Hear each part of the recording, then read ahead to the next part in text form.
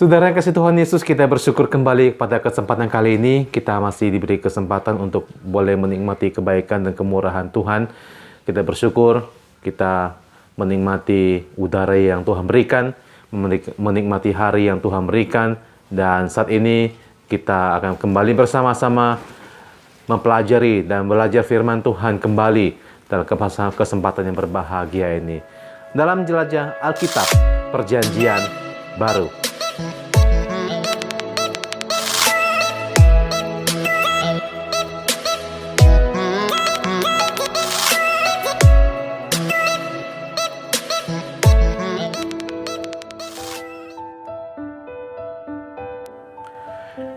Saudara yang dikasihi Tuhan Yesus, kita bersyukur masih diberi waktu dan kesempatan untuk boleh bersama-sama belajar tentang firman Tuhan. Sebagai orang percaya, sebagai orang yang mengaku percaya kepada Yesus Kristus, harus dan wajib untuk membaca dan merenungkan firman Tuhan. Mari kita akan bersama-sama belajar pada saat ini dalam jelajah Alkitab Perjanjian Baru serinya yang ke-333. Diambil dari Injil Yohanes pasal yang ke-7, Injil Yohanes pasal yang ke-7 ayat yang ke-28 sampai yang ke-35. Ayat 28 berbunyi, "Waktu Yesus mengajar di bait Allah, ia berseru, 'Memang aku kamu kenal dan kamu tahu dari mana asalku. Namun aku datang bukan untuk kehendakku sendiri, tetapi aku diutus oleh Dia yang benar yang tidak kamu kenal. Aku kenal Dia sebab aku datang dari Dia dan Dialah yang mengutus aku.' Mereka berusaha menangkap Dia, tetapi tidak seorang pun yang menyentuh Dia, sebab saatnya belum tiba. Tetapi di antara orang banyak itu ada banyak yang percaya kepadanya, dan mereka berkata, 'Apabila Kristus datang, mungkinkah Ia akan mengadakan lebih banyak mukjizat daripada yang telah diadakan oleh Dia ini?' Orang Farisi mendengar orang banyak membisikkan hal-hal itu mengenai Dia, dan oleh karena itu imam-imam kepala dan orang-orang Farisi menyuruh penjaga-penjaga bait Allah untuk menangkapnya. Maka kata Yesus, 'Tinggal sedikit waktu saja aku ada bersama kamu, dan sesudah itu aku akan pergi kepada Dia yang telah mengutus aku. Kamu akan mencari aku, tetapi tidak akan bertemu dengan aku, sebab kamu tidak dapat datang ke tempat di mana aku berada.'" Ayat yang ke-35. Orang-orang Yahudi itu berkata seorang kepada yang lain, "Kemanakah ia akan pergi, sehingga kita tidak dapat bertemu dengan dia? Adakah maksudnya untuk pergi kepada mereka yang tinggal di perantauan di antara orang-orang Yunani untuk mengajar orang-orang Yunani?" Saudara yang dikasihi Tuhan Yesus Kristus, kita bahas sedikit mengenai konsep antikristus seperti yang dibahas di renungan yang sebelumnya. Konsep mengenai kedatangan antikristus yang benar itu akan menolong kita untuk bisa menghindarinya, bukan malah untuk menyembahnya. Antikristus datang dari dalam, yaitu dari orang-orang percaya itu sendiri. Dan antikristus tidak mungkin datang dari pengajaran-pengajaran yang lain, karena tidak mungkin pengajaran lain itu tidak mempromosikan tentang Tuhan dan juga mukjizat-mukjizat yang dilakukan oleh Tuhan Yesus. Hal ini bisa kita baca dari 2 Yohanes 2 ayat yang ke-18 sampai yang ke-19. Bahwa antikristus berasal dari antara kita, dari antara orang-orang Kristen. Tetapi mereka tidak sungguh-sungguh termasuk kita. Antikristus bukan hanya berarti menantang Kristus. Kata anti dalam bahasa Yunani bisa berarti menentang atau menggantikan. Sekali lagi, kita harus pahami bahwa antikristus bukan hanya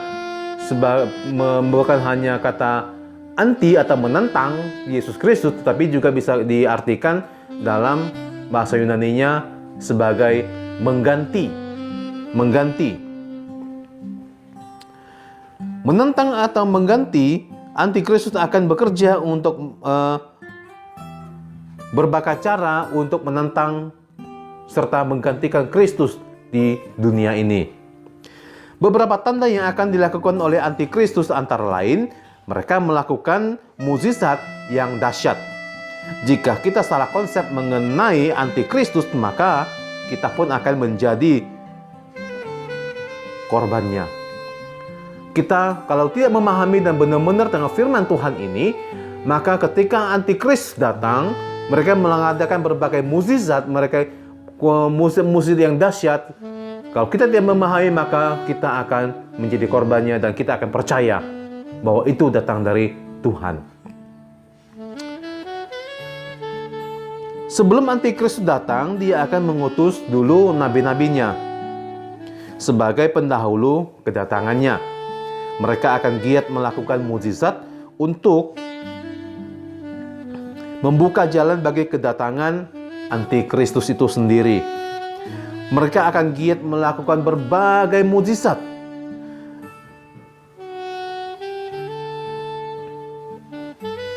Bahkan mereka bisa menggunakan nama Yesus Kristus. Karena itu kita perlu ingat dengan Matius 7 ayat 22 sampai yang ke-23 yang mengatakan pada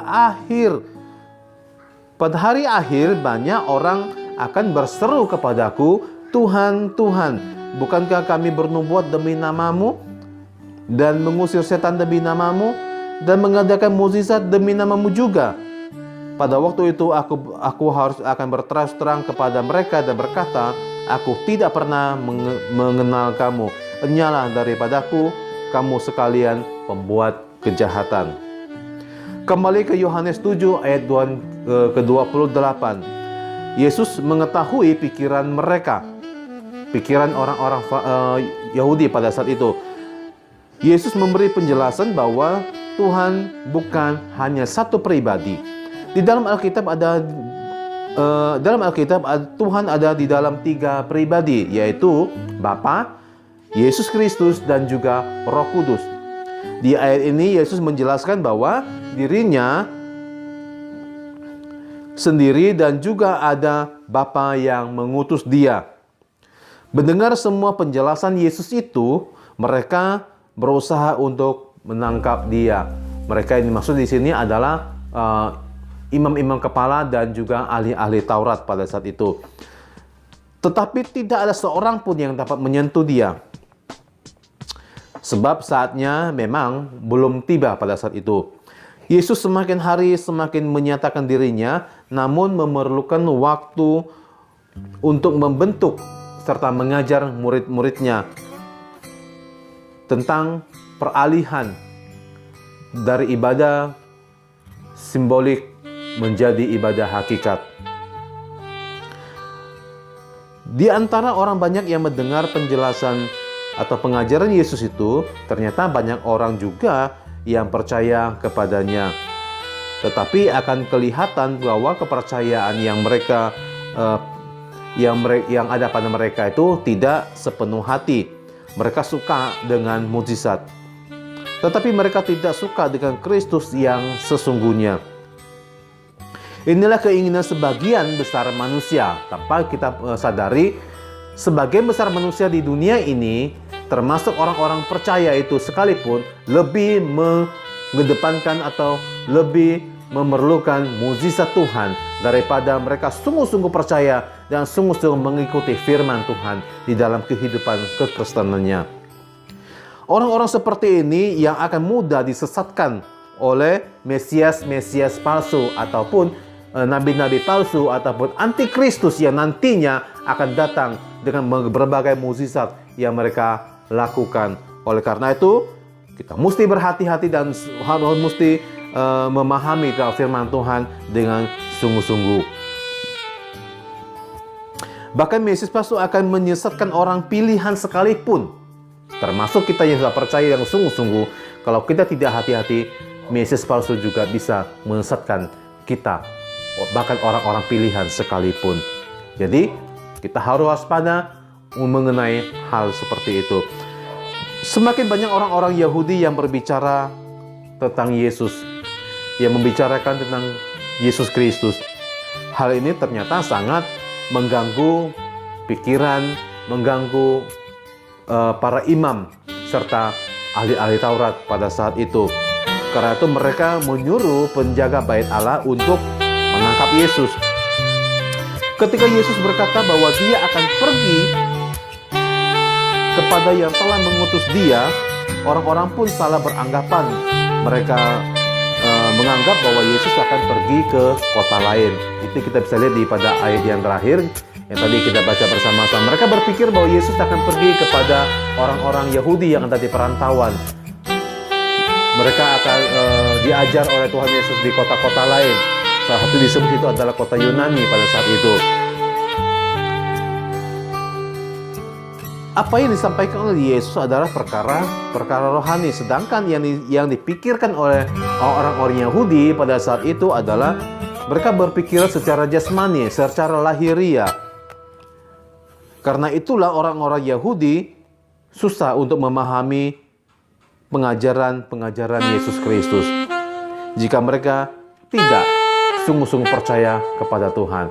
Saudara, kalau saudara juga tidak sungguh-sungguh percaya kepada Tuhan Yesus dan tidak sungguh-sungguh belajar tentang firman Tuhan, maka apa yang disampaikan oleh firman Tuhan dalam Alkitab ini juga tidak akan bisa dipahami dan tidak bisa dimengerti. Dan berhati-hatilah, tetap waspadalah bahwa Yesus Kristus akan datang, dan sebelumnya Antikristus juga akan datang dengan berbagai mukjizat-mukjizat yang luar biasa. Dan bagi mereka yang hanya mencari mukjizat, mencari kesembuhan, mencari hal-hal yang bersifat lahiriah, maka waspadalah. Hal ini akan terjadi dan saudara akan disesatkan jika saudara tidak sungguh-sungguh mengenal Yesus Kristus dengan benar dalam Alkitab. Maranatha, Tuhan Yesus memberkati.